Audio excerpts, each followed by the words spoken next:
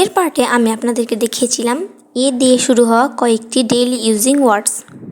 আজকে আমি আপনাদেরকে দেখাবো 20টি ডেইলি ইউজিং ওয়ার্ডস যেগুলো বি দিয়ে শুরু হয়। তাহলে শুরু করা যাক।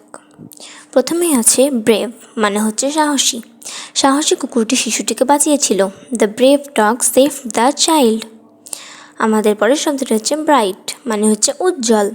তার উজ্জ্বল ধারণাগুলি সব সময় সবাইকে মুগ্ধ করে। Her bright ideas always impress everyone.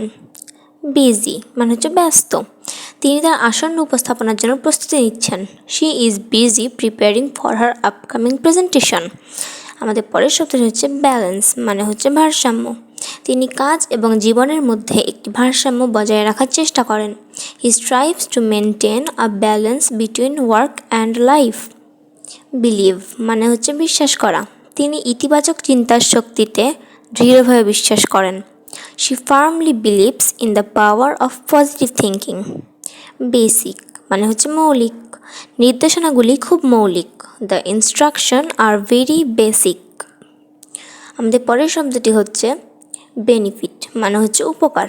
এই পরিকল্পনায় অনেক সুবিধা রয়েছে। This plan has many benefits. আমাদের পরের শব্দটি হচ্ছে বিউটিফুল, মানে হচ্ছে সুন্দর। সূর্যাস্তটি সুন্দর।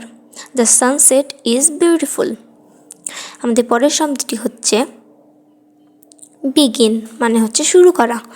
চলুন বৈঠক শুরু করি। Let's begin the meeting. আমাদের পরের শব্দটি হচ্ছে বিল্ড, মানে হচ্ছে নির্মাণ করা। তারা একটি নতুন স্কুল নির্মাণের পরিকল্পনা করছে। They plan to build a new school.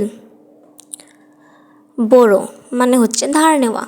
আমি কি একটি কলম ধার নিতে পারি? Can I borrow a pen? আমাদের পরের শব্দটি হচ্ছে ব্রিং, মানে হচ্ছে নিয়ে আসা। দয়া করে তোমার নোটবুক নিয়ে আসো। Please bring your notebook.